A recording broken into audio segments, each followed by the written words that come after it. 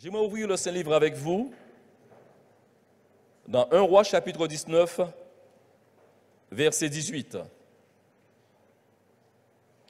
1 Roi, le chapitre 19 et le verset 18. Mais je laisserai en Israël 7000 hommes, tous ceux qui n'ont point fléchi les genoux devant Baal et dont la bouche ne l'a point baisé.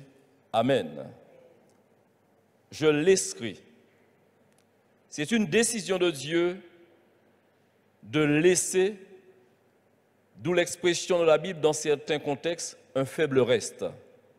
Je vous dirai par là que Dieu n'est jamais pris au dépourvu. Dieu n'est jamais sans ressources.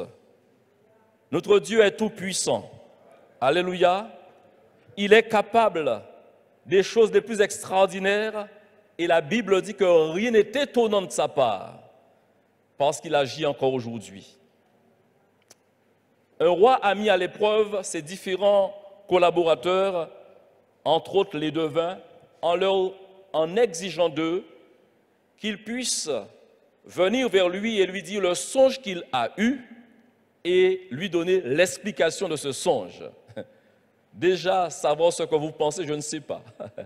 On ne peut pas savoir ce que l'autre pense avec raison, puisque la Bible affirme que c'est seul l'homme qui connaît sa propre pensée et bien sûr l'Éternel qui peut sonder son cœur et ses reins. Et ce qui va se produire, cela fut possible. Un homme s'appelant Daniel, du temps du roi de Nebuchadnezzar, a été en mesure. D'ailleurs, sa renommée a fait que on a parlé à ce roi.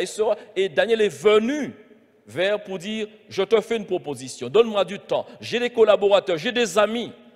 Nous avons un Dieu tout-puissant, nous invoquerons ce Dieu. Et il a invité ses trois amis à se tenir, à implorer la grâce de Dieu. Chose extraordinaire qui demeure encore jusqu'à notre temps, c'est que lorsque l'on prend du temps dans la communion fraternelle, d'invoquer Dieu, Dieu répond, alléluia. Amen. Et ce qui devait arriver est arrivé. Dieu s'est révélé. Dieu a révélé le songe, mais aussi l'explication du songe. Et Daniel va déclarer dans une louange, c'est lui qui change les temps et les circonstances, qui renverse et qui établit les rois, qui donne la sagesse aux sages et la science à ceux qui ont de l'intelligence. Amen. C'est lui. Il élève son Dieu. Il loue son Dieu devant cette génération perverse, devant ces païens qui ne connaissent pas Dieu. Dieu dit, mais je laisserai en Israël 7000 hommes, tous ceux qui n'ont point fléchi les genoux devant Baal et dont la bouche ne l'a point baisé. Le thème de cette méditation d'aujourd'hui, c'est une interrogation. Fais-tu partie des 7000? Fais-tu partie des 7000? Un projet s'est mis en place, un projet de destruction. Depuis que l'Église a pris naissance, et même avant, quand Israël a été suscité par Dieu, Dieu dira à Israël, je t'ai choisi pas parce que tu étais la plus belle, la plus grande des nations, mais parce que justement tu étais la moindre des nations, et Dieu a fait de ce peuple un peuple puissant. Un peuple qui fut craint au travers des siècles, et encore aujourd'hui on se pose la question, pour les nations, les rois, les chefs d'État qui voudraient négocier avec Israël, ça devient toujours une problématique pour ces personnes. Et nous voyons qu'en ce temps, ce projet de destruction a pris naissance parce que l'Église créait des envies, de la jalousie. On ne comprenait pas, c'était mystérieux. Pourquoi croit-elle? Pourquoi grandit-elle de cette manière? Nul ne peut arrêter son ascension. Alors on a commencé à mettre en prison, à persécuter les différents responsables. Et Pierre fut arrêté avec certains apôtres. Et tandis qu'ils étaient là en assemblée, ces pharisiens a eu un plus sage que les autres en la personne de Gamaliel. Et il s'est levé parmi donc ses contemporains de l'époque pour les mettre en garde. Et leur dira, écoutez bien dans Actes 5, versets 38 et 39, et maintenant, je vous le dis, ne vous occupez plus de ces hommes et laissez-les aller. Si cette entreprise ou cette œuvre vient des hommes, elle se détruira. Mais si elle vient de Dieu, vous ne pourrez la détruire. Est-ce la vérité? On ne peut pas détruire l'Église de Jésus-Christ. Elle est indestructible, alléluia. Persécutée, oui. Tourmentée, oui. Haïe, rejetée, oui. Au travers des siècles, jusqu'à aujourd'hui. Mais la détruire, jamais. Elle attend un temps glorieux, ce temps du retour de Christ, où Christ viendra, apparaîtra et où nous irons à sa rencontre. Ce temps aura lieu, que son nom soit glorifié. Alors si ce temps doit avoir lieu, consolez-vous par cette pensée, elle ne sera pas détruite. Alléluia. L'Église ne sera pas détruite. Et cet homme parle, il dit, ne courez pas le risque d'avoir combattu contre Dieu. J'aimerais vous dire que la dévotion conduit inévitablement à l'adoration. La dévotion conduit inévitablement à l'adoration et cette adoration justement comprend plusieurs phases, notamment le fléchissement des genoux. Nous sommes coutumiers, nous sommes des connaisseurs en la matière. Certains ont pris de bonnes habitudes, ont pris cette habitude, eh bien de plier les genoux devant l'Éternel. Et si je pose la question, je ne la poserai pas. Mais si elle est posée, plusieurs lèveront la main pour dire, mes frères, ce matin, je l'ai fait devant mon lit. Je l'ai fait devant mon sofa. Je l'ai fait devant ma chaise, devant mon bureau, qu'importe. Certains ont pris cette habitude de fléchir les genoux devant la face de Dieu. Mais il faut savoir que fléchir les genoux peut être considéré sous deux formes. On peut fléchir les genoux au sens propre comme au sens figuré. Au sens propre, c'est quand physiquement, on incline les genoux, on fléchit les genoux. Mais on peut être debout physiquement comme là, et je peux vous dire que, également, eh bien, je fléchis les genoux devant l'Éternel. Est-ce exact? C'est une réalité parce qu'aujourd'hui, les choses sont considérées en esprit et avec vérité. Mais fléchir les genoux est suivi d'une logique, celle de la reconnaissance et de la vénération. Nous avons en mémoire ce qui s'est passé. Un homme fut délivré. Naaman a une difficulté. Malgré son statut de chef d'armée, il est touché par la lèpre. Vous savez très bien que la maladie atteint n'importe qui. D'ailleurs, certaines personnes qui ont honte de certaines maladies, on parle de maladies honteuses. Moi, je déduis qu'on n'achète pas la maladie. On n'achète pas la maladie. La pudeur ou encore la discrétion voudrait qu'on ne puisse pas étaler sur la place publique la difficulté par laquelle on passe. Mais dire que l'on a honte de dire à quelqu'un, bien, vous savez, une tumeur m'a touché. Je ne vois pas de honte à cela. Ça ne s'achète pas dans les magasins. Oh, oh. Mais non, je pense qu'il faut un équilibre en tout. Discrétion, oui, mais pas une honte à l'extrême de te culpabiliser d'avoir cette maladie. Bien sûr, on peut hériter, ça c'est autre chose. On peut hériter d'une maladie des parents, et même là encore, on ne fera pas un procès aux parents, parce qu'on n'a pas choisi ses parents. Vous l'avez choisi, vous? Eh bien, les parents sont ce qu'ils sont, ce sont vos parents, jusqu'à votre mort. Composez avec cela. Donc, je veux vous dire, cet homme a fait une expérience. Ayant chez lui donc une petite juive, une petite esclave. Cette petite juive, malgré qu'elle soit servante, ne va pas manquer de considérer eh bien, le bien de son maître. Oh, Naaman était-il un bon maître? Je ne sais, mais en tout cas, cette petite juive va demander, va diriger son maître en lui disant, si tu connaissais le prophète te guérirait. Orientant, dirigeant son responsable, son patron, et ce qui devait pas se passer s'est produit. Lorsque donc, je vous passe des détails, il a été délivré. En guise de reconnaissance, Naaman ne pouvait rester en place. Il voulait absolument donner des présents, offrir des présents eh bien, à l'homme de Dieu, à la personne d'Élisée. Mais Élisée a campé dans sa position. Il n'accepta pas, nous dit la Bible, il refusa. Alors il s'est passé quelque chose. Naaman, au verset 17, dans 2 Rois, chapitre 5, versets 17 et 18, nous dit la Bible, dira à monsieur Élisée, puisque tu refuses, permets que l'on donne de la terre à ton serviteur, une charge de 2 mulets, car ton serviteur, écoutez bien ce qu'il dit, ne veut plus offrir à d'autres dieux, ni holocauste, ni sacrifice, il n'en offrira qu'à l'Éternel. Décision de personnes repentantes, décision de nouveaux convertis. Quand on vient de se donner au Seigneur, nos yeux s'ouvrent et on réalise que notre dévotion, notre vénération, notre adoration ne doit plus aller vers les dieux d'autrefois. Autrefois, dit Paul, vous étiez ténèbres, mais maintenant vous êtes lumière en Jésus-Christ. Faut-il tout dire à un nouveau converti? Oh, il est dit, baptisez-les et enseignez-leur. Mais j'aimerais souligner un aspect. S'il faut tout vous dire alors que vous venez de vous convertir, je me pose la question sur la question de votre conversion. Lorsqu'on est converti, c'est quoi? Il y a une rencontre, la parole a eu un impact extraordinaire.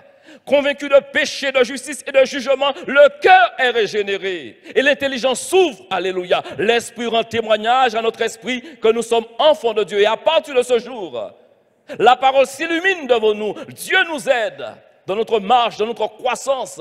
Et alors que nos yeux s'ouvrent, nous comprenons les choses et nous faisons des choix. Les choix s'imposent à nous. C'est pourquoi il dira, quand ton serviteur ne veut plus offrir, désormais, je suis chamboulé par cette expérience. Ayant été touché par la puissance de ce Dieu, je ne peux plus reconnaître les dieux à qui je m'adressais auparavant comme étant des dieux. Je reconnais que seul le Dieu d'Élisée est Dieu. Alléluia. Je ne peux plus, je ne veux plus, je refuse. Depuis ta conversion, qu'as-tu refusé de faire? Depuis ton engagement avec Dieu, qu'as-tu refusé de faire? Et tu aurais pu bien faire ces choses-là, mais tu as pris la décision de refuser. Quand la Bible nous parle de personnes qui ont pris des décisions sages, les Thessaloniciens ont eu de la bonne réputation. Pourquoi? Parce qu'un jour, ils ont pris la décision d'abandonner les idoles et de s'attacher à l'enseignement que Paul leur dispensait. Alléluia. Un cœur converti, c'est un cœur qui est meuble, capable de porter des fruits dignes de la repentance, que Dieu soit glorifié. Alors, ça ne s'arrête pas là. Il dit, voici toutefois, verset 18, ce que je prie l'Éternel de pardonner à ton serviteur. Il est jeune converti, je viens de le dire. Quand mon maître, dit-il, entre dans la maison de Rimon pour s'y prosterner et qu'il s'appuie sur ma main, c'est mon patron. Je suis son chauffeur. J'adapte à quelqu'un qui est chauffeur d'un ministre. On a entendu des scandales se faire. Mais qui emmène ces hommes là où ils veulent aller? Leurs véhicules, d'accord, mais qui conduit les véhicules? Des employés de l'État qui sont chauffeurs. Dans ces employés, je vous pose une question simple. Pourrait-il y avoir des chrétiens? Alors, j'ai mal posé la question. Pourrait-il y avoir des Naamans?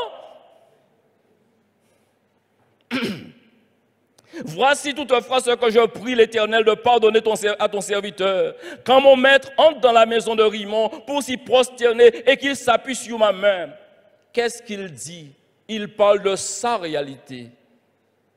Nous nous convertissons tous au Seigneur et nous sommes tous dans notre réalité. La réalité de l'un n'est pas la réalité de l'autre. Et on doit composer avec cela. On peut recevoir de l'extérieur de l'aide, du secours, des personnes appelées conseillers, des mères spirituelles, des pères spirituels.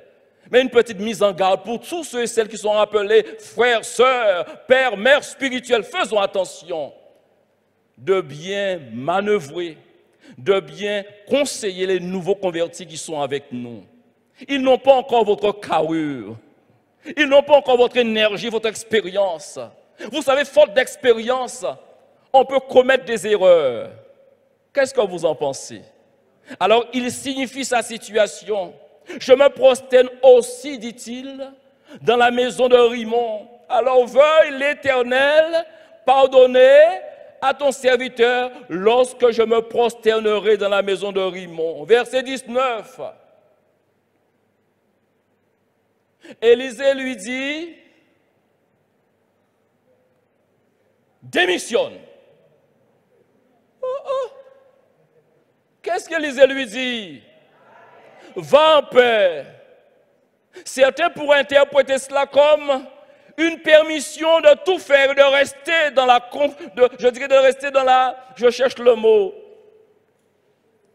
pas confusion, de rester dans le compromis. Mais ce n'est pas cela que cela veut dire. Je veux croire un instant que l'expérience de Naaman est une belle expérience. pour avoir dit que ton serviteur ne veut plus offrir à d'autres dieux, ni holocauste, ni sacrifice, il n'en offrira qu'à l'Éternel. N'est-ce pas une belle résolution?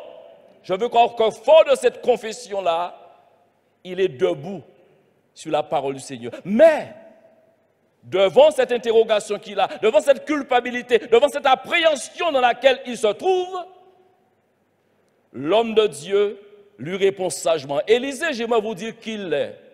Élisée est un héritier d'Élie, excusez-moi. Souvenez-vous, quand Élie est monté, ayant saisi par un tourbillon pour aller dans le ciel vers l'Éternel, qu'est-ce qui s'est produit? À ce moment précis, Élisée a pu voir ce spectacle. Il était convenu que s'il arrive à voir ce spectacle, il aurait une double portion de l'esprit qui était sur Élie. Est-ce que vous revenez dans le texte? Élie n'est pas n'importe qui. Élie est avisé, il est éclairé, c'est un homme d'expérience. Pour dire à cet homme simplement va en paix, ce n'était pas du débarras.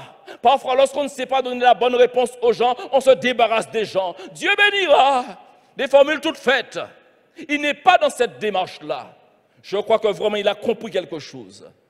J'aimerais vous dire, il y a des étapes dans la vie. Après 30 ans de conversion, tu ne m'en démentiras pas pour me dire que tu es toujours dans une démarche de sanctification. Tu continues toujours à apprendre du Seigneur, n'est-ce pas vrai? La Bible dit que sans la sanctification, nul ne verra le Seigneur.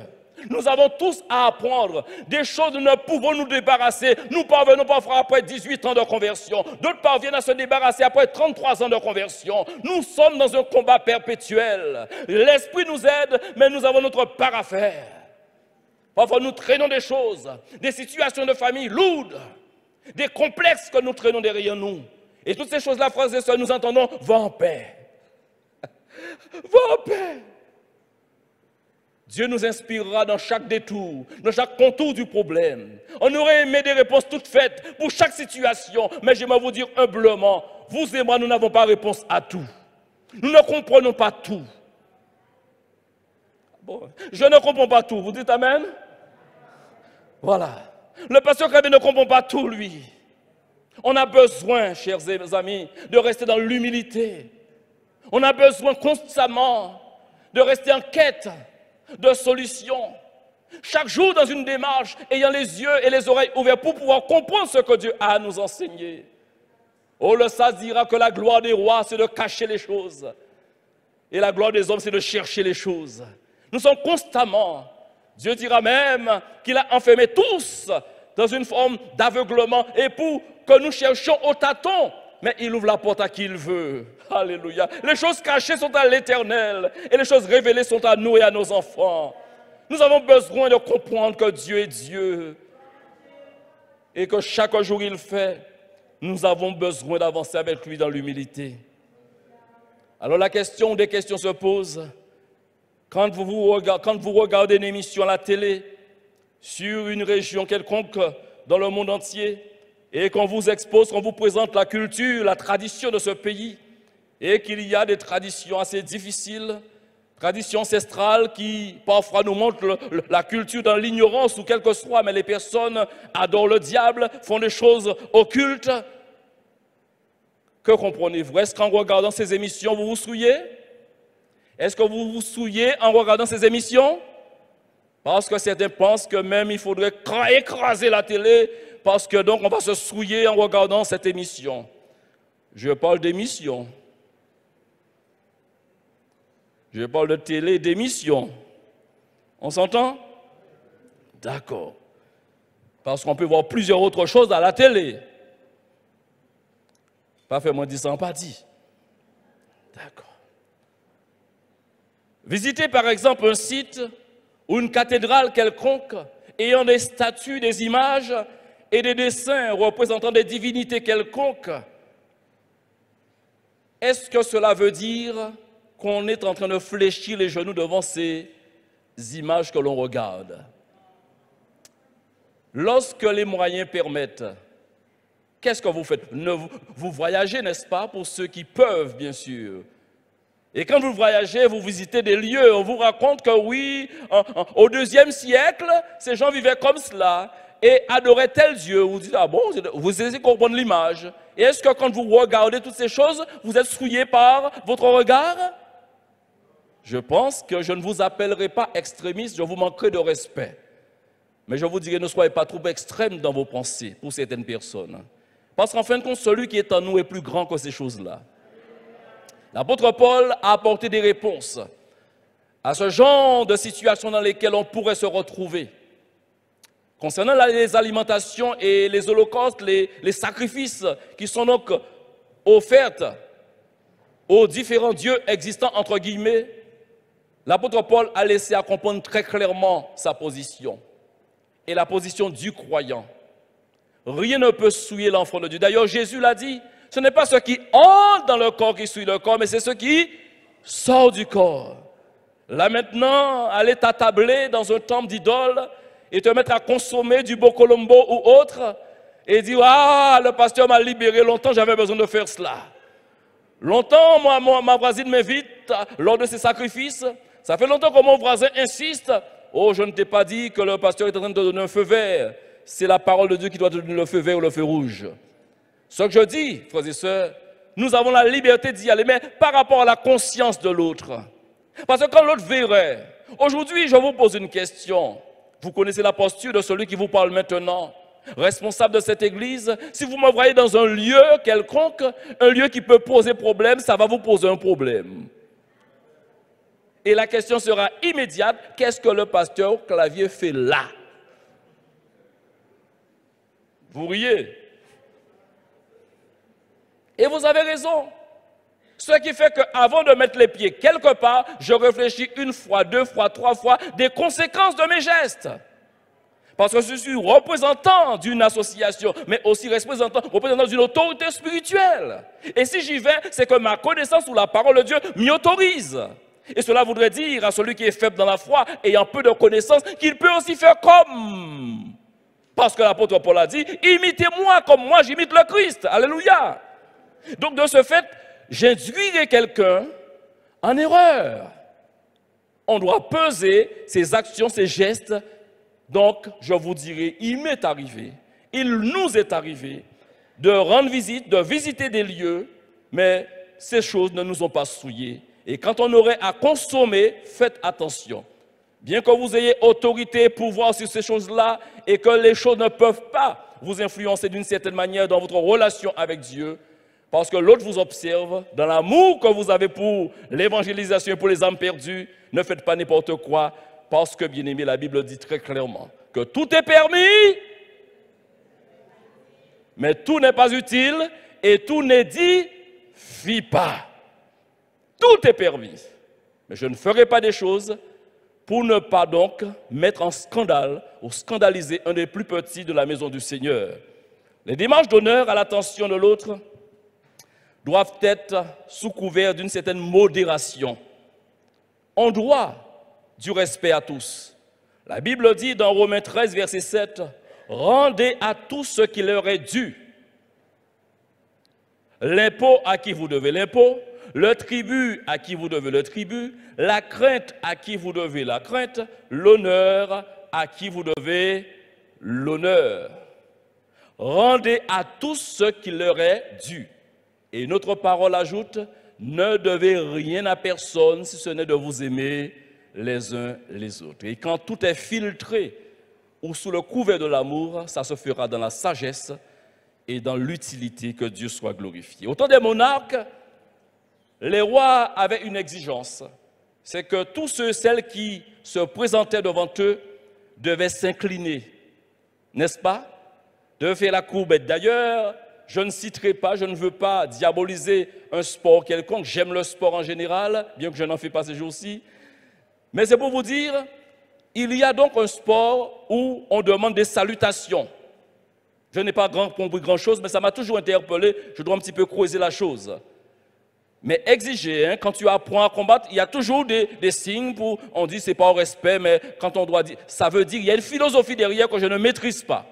Mais là encore, il faut être prudent pour ne pas se postrer ou accomplir des actions, des gestes qui n'iraient pas avec ta foi, l'éthique de ta foi. Veille à cela. Au temps des rois, ces personnes étaient là. Et un homme s'est soulevé contre cela.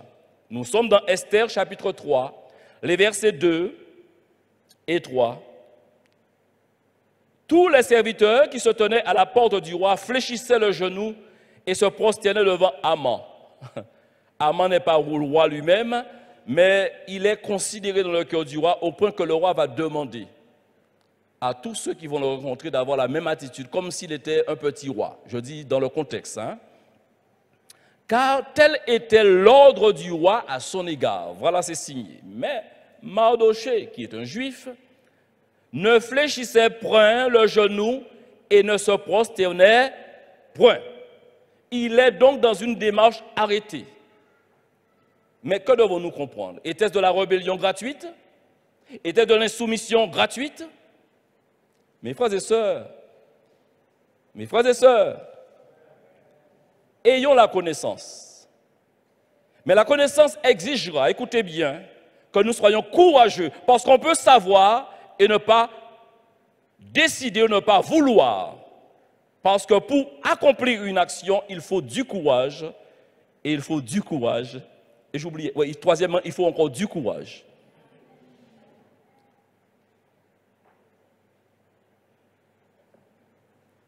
Mardochée ne fléchissait point, c'est une attitude juive. Il ne sera pas le seul, et nous le verrons tout à l'heure. Le juif n'inclinait les genoux que devant son Dieu. N'est-ce pas un enseignement, une application valable pour l'Église d'aujourd'hui? Quelle est notre identité aujourd'hui? Fléchissons-nous les genoux devant n'importe quoi, n'importe qui? Faisons attention. L'expression chapeau bas, parfois on plaisante avec une bien-aimée, avec une connaissance. Ah ouais, on fait des actions, ça c'est dans la plaisanterie, mais tout dépend de la motivation interne. Mardochée, lui, il a décidé. Je passe dans une autre situation, un autre exemple. Je vous parlerai donc des amis de Daniel. Vous les connaissez, Shadrach, Meshach et Abednego. Ces jeunes hommes se sont trouvés face aussi à une exigence. Le roi Nebuchadnezzar de l'époque exigera qu'il puisse se prostrer, se prosterner devant une statue que lui, il avait érigée en son nom, en son honneur. À un signal donné, toute la population devait donc fléchir les genoux et adorer, dire « Oh, roi, tu es le plus beau, etc., etc., etc. » Eux, ils se sont dit, dans Daniel 3, verset 18, ils disent au roi, sache, ô roi, que nous ne servirons pas tes dieux et que nous n'adorons pas la statue d'or que tu as élevée. Vous vous autoriserez de parler ainsi à notre président Macron? Certains réfléchissent, frère, pasteur, réfléchis bien, c'est le président de la République. Nous sommes dans la République et nous sommes soumis aux lois. D'ailleurs, Romains 13 dit, soyez soumis aux autorités. Oui et non. Soumis aux autorités qui respectent la parole du Seigneur. Amen. Soumis aux autorités qui respectent la parole. Et quand c'est subtil, il est bon d'avoir la connaissance. Et pourquoi? Le devoir des ministères, quels qu'ils soient dans l'Église, c'est d'enseigner, d'équiper les saints pour que les saints puissent entrer dans leur ministère, dans leurs services respectifs, mais aussi soient ancrés, fondés sur la personne de Jésus-Christ. Alléluia! C'est Jésus-Christ qui est le roc. Ils ont besoin donc de nous établir sur le roc parce que Jésus fut solide. Dans Matthieu chapitre 4, il fut tenté, Satan l'a bousculé, mais dans toutes ces choses, il a su répondre, il est écrit. Il est écrit. Amen. Il est écrit. Il ne faisait pas, je dirais, juste pour se rebeller à Satan, pour faire de l'opposition. Vous savez, en politique, pour être dans l'opposition, l'autre dit, il faut faire une belle chose. L'autre dit non. Parce que c'est de l'opposition. C'est de l'opposition pour de l'opposition. Mais Jésus agissait parce que Dieu le Père l'avait écrit. Amen. Il est écrit. Il est écrit. Alors ces jeunes hommes vont dire, nous n'adorons pas ta statue. La question vient, devant qui le croyant ou encore le chrétien de ce siècle présent risque-t-il de plier les genoux? Devant quoi, devant qui risques-tu de plier les genoux? Souvenez-vous, je vous ai dit que fléchir les genoux peut être considéré sur deux aspects. Dans un aspect au sens propre comme au sens figuré, avec une logique qui s'en suivra, c'est de la reconnaissance ou encore de la vénération. Aujourd'hui, qu'est-ce que vit notre société? Vous le savez, frères et sœurs, la parole de Dieu encourage les croyants de la terre, les croyants de l'humanité, de se préoccuper du bien du pays dans lequel ils sont placés, parce que leur bonheur même en dépend. Vous avez jamais encore lu ça? Je reprends. Chaque localité chrétienne est censée se préoccuper du bien de la ville là où elle est, parce que son bonheur aussi en dépend. Paul ira jusqu'à dire à Timothée, priez pour les autorités, parce que Dieu veut que nous vivions en paix. Amen. Notre bien, nous sommes liés, tout est relatif. Quand le pays est bousculé, quand Dorian est passé, à Bahamas, vous pensez que c'est seulement les inconvertis qui ont été touchés? J'ai entendu sur la radio un homme de Dieu, un pasteur dire, venez-nous en aide, je n'ai jamais vu un monstre pareil, venez-nous en aide, venez-nous en aide. Les croyants peuvent être touchés au même titre que les incroyants. Bon, vous ne répondez pas. Alors, le pays passe par une grande précarité. Alors, puisque si je suis votre attitude silencieuse, je vais dire, eh bien, la précarité ne touche que les inconvertis parce qu'ici, tous les chrétiens travaillent. Tous sont dans un CDI. Il n'y a pas d'érémistes ici. Tout le monde travaille. C'est pas cela. On se me fait. Elle a raison. Elle parle de sa situation. Et toi, tu as de la pudeur ou de la honte ou de la gêne, je ne sais. Mais nous sommes tous touchés par ce que le monde connaît. Lorsqu'il y a contagion, eh bien, les croyants également sont touchés par la contagion. Lorsqu'il y a famine, alors je reviendrai pour dire que la précarité crée, ou du moins c'est le besoin de tout, un grand besoin, et en numéro 1, le besoin d'argent. Le besoin d'argent. Les gilets jaunes. Qui était gilet jaune parmi nous? Ne répondez pas au pasteur. Mais les gilets jaunes se sont manifestés pour faire savoir leur situation, pour que ça soit pris en compte par les politiques. Nous mourons de faim, on ne peut pas payer le loyer. On a des besoins légitimes, on a besoin d'aller travailler, de nourrir nos enfants. Les retraités aussi ont pris la rue. Et je dirais, barricader également les ronds-points. Pourquoi toutes ces choses? Parce que la précarité touchait, ça touchait. Mais je veux vous dire, lorsqu'il y a besoin, face en face, il doit se trouver de pourvoyeurs. Qui pourvoira pour toi? Est-ce que l'État peut pourvoir à tout? Est-ce que l'État peut pourvoir à tout? Je ne sais pas si l'État peut pourvoir à tout. Et que si, quand l'État dit qu'il ne peut pas, c'est du mensonge ou croire ou de l'impossibilité, mais j'ai une bonne nouvelle pour vous. L'apôtre Paul a dit de son Dieu, mon Dieu pourvoira à tous vos besoins. Amen. Le Dieu que je sers, le Dieu que nous servons est capable de pourvoir à tous nos besoins. Quand il y a besoin, il y a de potentiels pourvoyeurs en face. L'État peut être un pourvoyeur. Et quand tu as un besoin dans ta santé, tu peux te retrouver face à un médecin. Mais je vais te dire, il faut avoir de la retenue. J'emploie ce mot pour la deuxième fois. Ayez de la retenue chrétienne. Quand vous êtes pris de panique, quand vous êtes alarmé, quand vous êtes dans une phase difficile d'incompréhension, je vous en supplie, ayez de la tenue. Parce que tout témoigne de ce que vous êtes, de qui vous êtes. Je ne vous ai pas dit ne souffrez pas ou encore gardez votre souffrance. Je ne peux pas vous le dire. Puisque la souffrance nous dispose au mal. On n'a pas toujours envie d'avoir la bonne tenue quand on souffre. On ne peut pas toujours. Voilà, je dirais plutôt cela. On ne peut pas toujours. Mais ayez de la retenue. Je vous dis cela parce que quelqu'un un jour, paniqué, peut se mettre devant son médecin. Médecin, docteur, trouve-moi un traitement. Docteur, je compte sur toi. Mes attentes sont sur toi, docteur. Trouve-moi un traitement pour me sortir de là. C'est une attitude. Mais je pense que le traitement idéal, c'est Dieu qui le détient. Oh, je ne méprise pas le monde médical. Au contraire, on doit prier pour le monde médical. L'homme est capable de beaucoup de choses. Et dans ces beaucoup de choses, l'homme est toujours limité. Mais Dieu n'est pas limité. Amen. Dieu n'est pas limité. C'est pourquoi le pourvoyeur en face doit avoir notre reconnaissance, notre remerciement, mais pas notre adoration.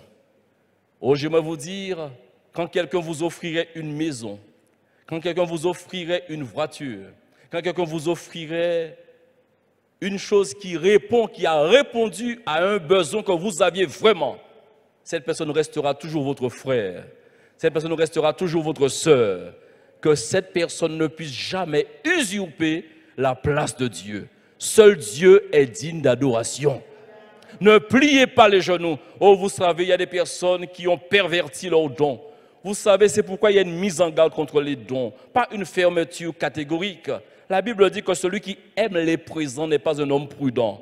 Parce qu'au travers des dons, certains sont vicieux, sont pervers et offrent des choses comme dans l'adage, eh bien, coco pour savon, quoi. Tôt ou tard, ils reviendront à la charge pour vous demander de rembourser ce que vous aviez reçu. Ce sont des personnes mal intentionnées. Mal intentionnées. Mal intentionnées.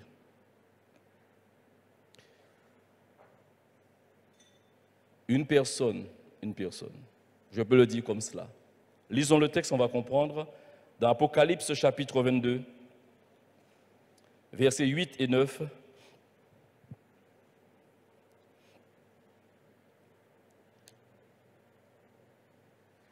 C'est moi, Jean, qui ai entendu et vu ces choses. Et quand j'ai entendu et vu, Jean raconte ce qu'il a vécu.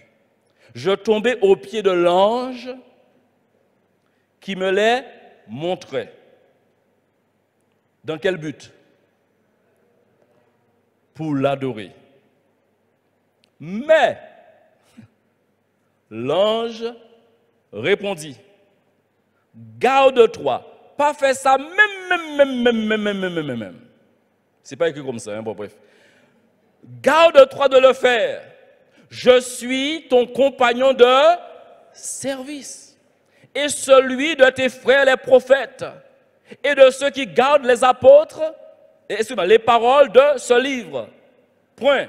Et il reprend une phrase qui est un point à la suite. Qu'est-ce que l'ange conseille, ordonne à Jean? Adore Dieu. Point. Mon frère, adore Dieu. Ma sœur, adore Dieu. Était-il possible, je dis oui déjà, qu'un homme puisse adorer un ange? Que remarquez-vous dans le monde de l'idolâtrie?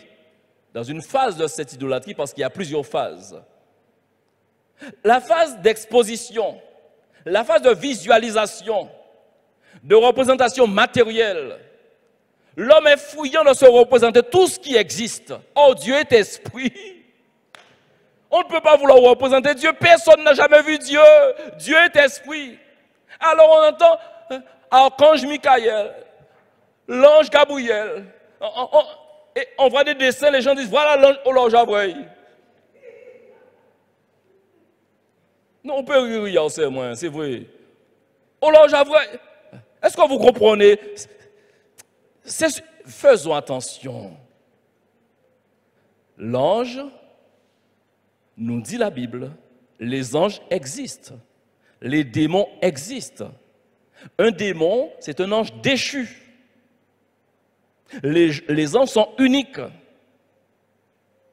Et ne se procréent pas, ne procréent pas. Chaque ange est unique. Créé par Dieu. Et l'ange est un esprit qui est au service des saints. Qui sont les saints? Voilà. Ça se traduit dans le texte que nous venons de lire. L'ange est dans sa prérogative. Il est venu en tant que serviteur pour accomplir un service au service de Jean. Mais Jean est tellement impressionné. Jean dans l'élan veut, ah non, je vais t'adorer. Non. Il a dit à Jean, garde-toi de le faire, monsieur Jean. Le seul qui soit digne d'être adoré en esprit et en vérité, c'est Dieu. Ça pourrait vous surprendre. Mais j'ai appris et on apprend tous J'en ai parlé récemment, mais je ne trouve pas de formule meilleure, plus adaptée pour me faire comprendre, pour imager l'enseignement biblique. Je vous ai dit récemment que ne prenez pas pour du lait tout ce que vous voyez blanc. En créole, tout ça qui est blanc palette. Vous êtes d'accord?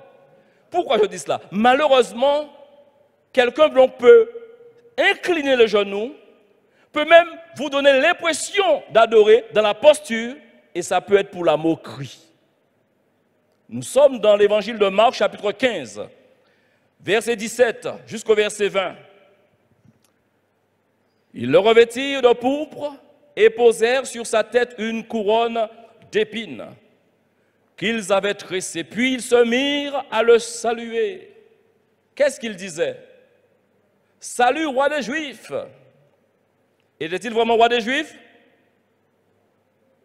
Attendez. Était-il vraiment roi des Juifs? Mais oui, ils ne disent pas de bêtises là. Hein? Mais la motivation, c'est dans l'ironie, dans la moquerie. Quelqu'un peut t'appeler, alors chrétien. Alors mon frère chrétien. Mais quand tu te dis ça, tu sens la manière de le dire, il y a un peu de mépris. C'est comme ce patron qui me disait, alors pasteur. J'étais ancien, mais comme il savait que je prêchais l'évangile. Alors pasteur, mais c'était pour, et il riait à gauche déployé, c'était pour se moquer de moi. Mais est-ce que ça enlevait le fait que je n'étais pas un homme de Dieu? Pour moi, dans mon cœur, je servais Dieu. Donc ici, qu'est-ce qui se passe? Il se mirent à le saluer, verset 19.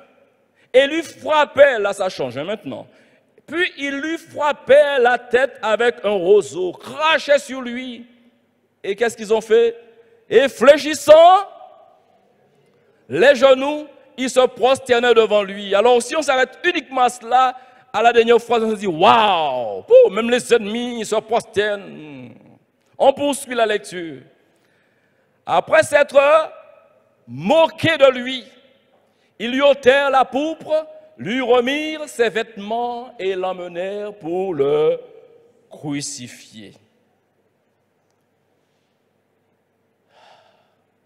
Fais-tu partie des 7000?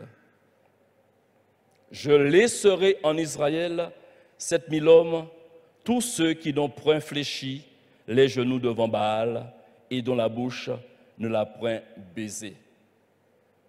Je veux toucher maintenant une phase. Fléchir les genoux, ce qui offusquait, ce qui blessait Dieu, c'est de voir que ce peuple qu'il a connu, certains qui l'ont connu, malheureusement ont été jusqu'à fléchir les genoux. C'est pourquoi Dieu prend la décision qu'il laissera un petit nombre par rapport à l'immensité du peuple, je me comprends, qu'il laissera 7000. Baal, c'est quoi? Baal signifie seigneur, possesseur ou encore maître. C'est un nom d'une divinité païenne. Souvenez-vous, quand Josué a conquis Canaan, Dieu leur avait donné cet ordre qu'il y avait déjà des occupants en place, notamment des Phéniciens et également des Cananéens. Et Dieu leur avait demandé, avait exigé qu'ils puissent soit exterminer, soit chasser ces nations-là pour occuper pleinement le pays. Mais Israël a été un petit peu mou, négligent, ou je ne sais pas si c'est la lâcheté, n'a pas fait ce que Dieu leur avait demandé et ils ont payé les conséquences dans les années qui vont suivre. Quand Dieu exige une chose, ce n'est pas pour faire que nous paraissions comme meurtriers, entre guillemets, par rapport au contexte. C'est juste que nous comprenions ce que Dieu demande, il sait pourquoi il le demande. Quand Dieu nous demande de nous séparer de quelque chose, de quelqu'un, il sait pourquoi il le fait, parce qu'il sait que cela peut être nuisible pour notre âme, maintenant et dans la suite.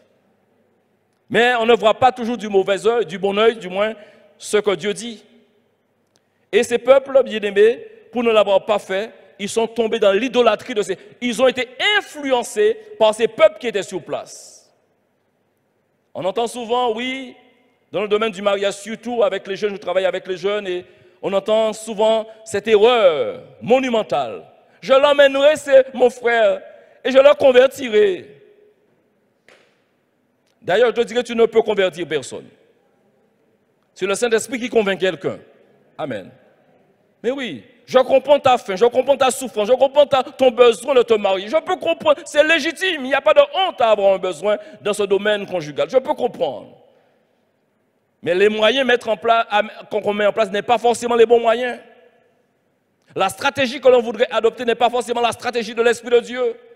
Et on peut commettre beaucoup d'erreurs dans ce domaine. Laissons à Dieu son travail et nous faisons le nôtre. Alléluia. Dieu lui-même peut travailler les cœurs. Peux-tu être à minuit avec quelqu'un? Peux-tu être à toute heure de la journée avec quelqu'un? Dieu, lui, le peut. Et lui qui gère les temps et les circonstances, il est à mieux de convaincre quelqu'un dans une situation particulière parce qu'il est le maître des temps et des circonstances. Alléluia. Baal veut dire également, veut donner plusieurs noms à plusieurs autres divinités. Vous êtes habitués d'entendre ce mot Baal Péor ou encore Baal Bérite. Baal Péor, par exemple, c'est lorsque donc Balaam est monté sur la montagne, eh bien pour influencer Balak en vue donc de pouvoir. Donc quand Balak est monté sur la montagne, pour influencer Balaam en vue de faire maudire Israël. Il a beau changer de lieu, il a été sur cette montagne par-ci, quel que soit l'angle de vue qu'il avait, Balaam lui disait, c'est pas possible de maudire Israël. Ce qui est béni, est béni. Amen. Quand tu es béni, c'est comme un bouclier de Dieu qui est là. La malédiction sans motif n'a pas de valeur. Et il avait compris cet adage. Et à force d'insister, ils ont trouvé une stratégie, les femmes, etc. Et quand le peuple s'est souillé, eh bien, malheureusement, le bouclier de Dieu s'est écarté et le peuple a été touché. Mais je ne veux pas trop m'étendre pour vous dire que ce Dieu Baal a bien existé. Donc comprenez l'indignation et la colère de Dieu. De voir que son peuple, une partie de son peuple, puisse tomber aussi bas pour aller adorer ce qui n'est pas adorable. Parce que le seul vrai Dieu, c'est lui. Alléluia. Le seul vrai Dieu, c'est notre Dieu. Nous avons chanté assez souvent dans le temps passé. Nous nions Dieu Tout-Puissant. Nous nions Dieu Tout-Puissant. Ah, on n'a pas chanté ça assez souvent? Regardez-moi. Nous nions Dieu Tout-Puissant. Nous nions Dieu.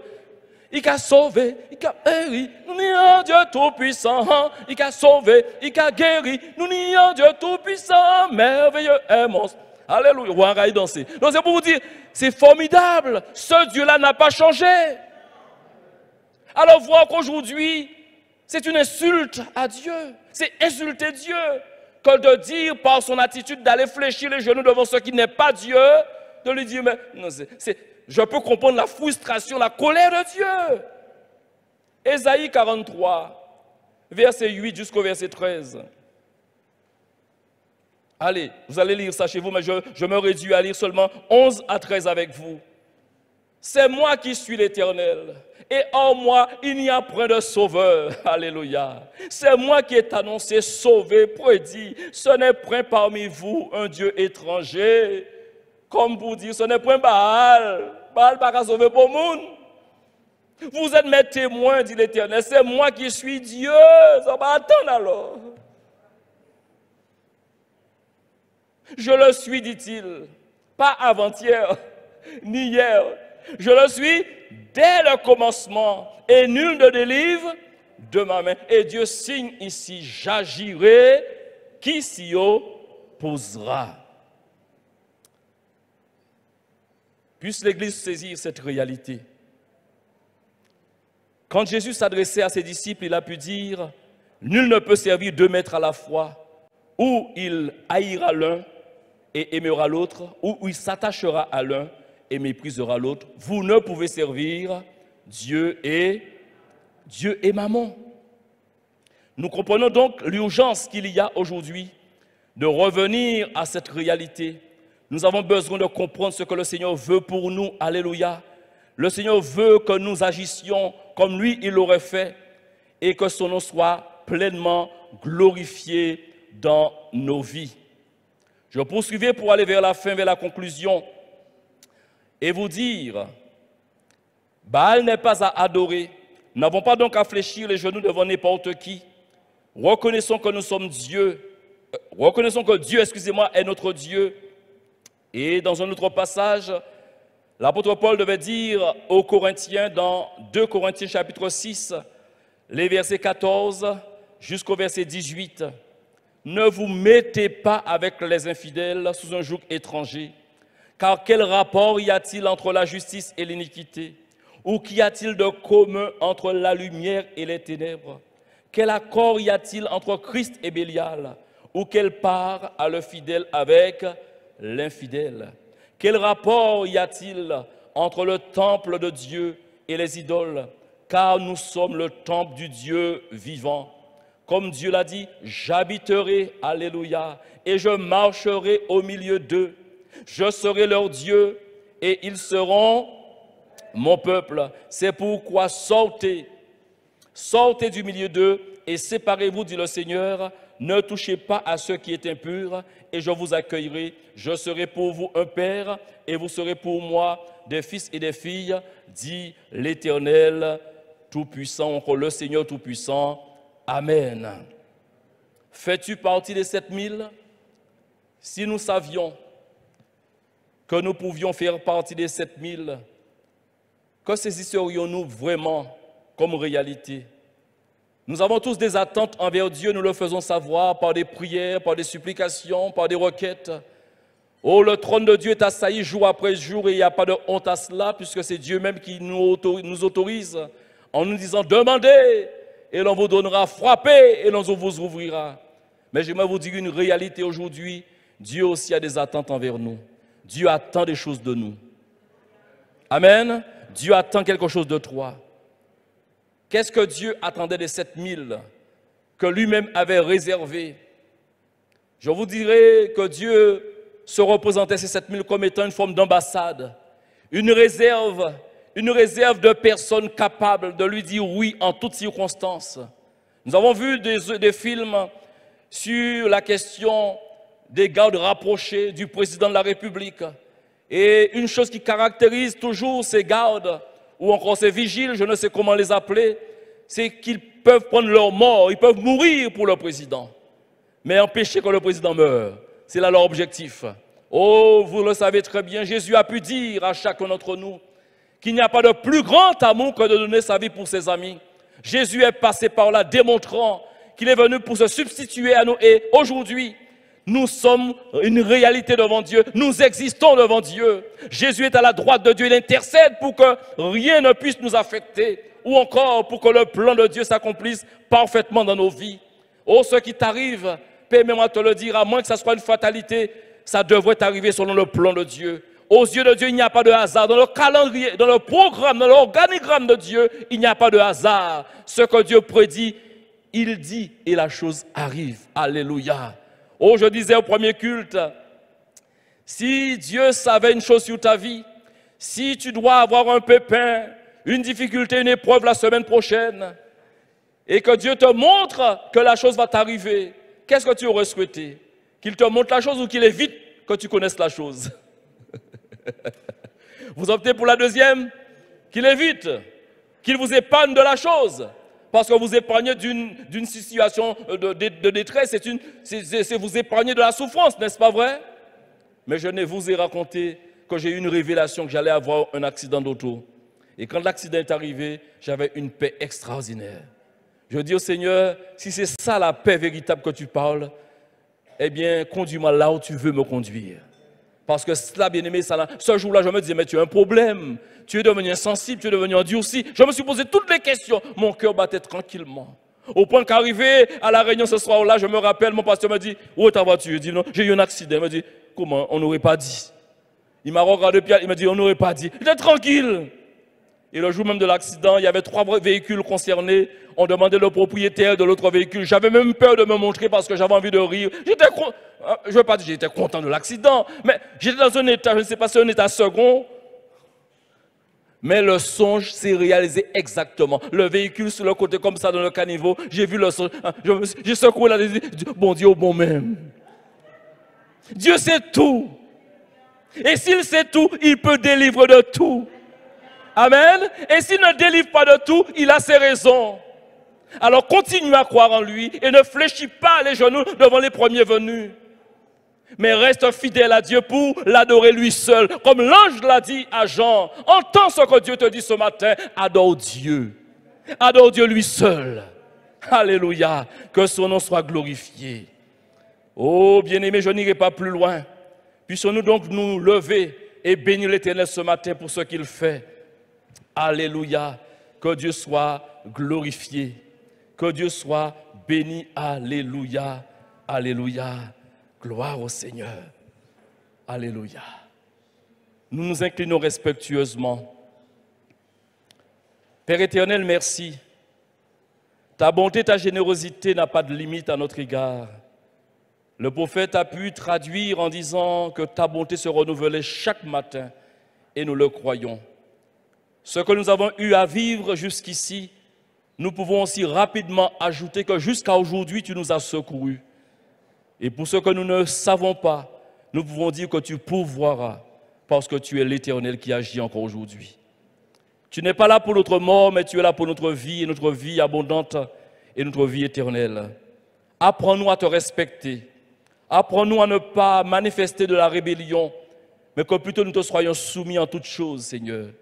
Ces 7000 hommes, justement, ils savaient, tu savais que tu pouvais puiser, et bien dans ce groupe des 7000 qui t'étaient soumis, qui t'étaient là, Seigneur, disposés pour accomplir ta volonté.